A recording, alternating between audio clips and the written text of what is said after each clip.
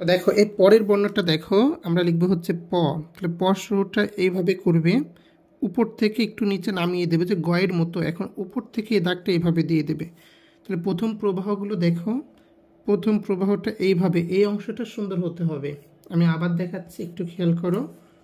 হ্যাঁ, আবার দেখো, এটা উপর থেকে এইভাবে করে একটু নিচে নামিয়ে দেবে। আমি আবার দেখাচ্ছি, এই যে উপর থেকে একটু নিচে নামিয়ে এ দাগটা স্ট্রেট দেবে এইভাবে করে।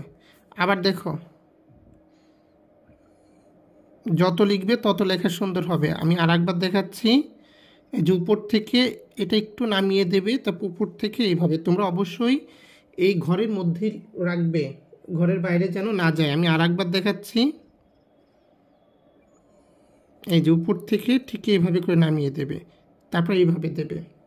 ঠিক আছে, আমি আর একবার কি দেখাবো? দেখো, সর্বশেষ আমি আর একবার দেখাচ্ছি। এটা উপর থেকে নামিয়ে এই যে স্ট্রেট দাগটা দিয়ে দেবে। এটাও কয়েকভাবে লেখা যায়, এটাই তোমাদের কাছে সব থেকে সহজ হবে। লেখো সবাই।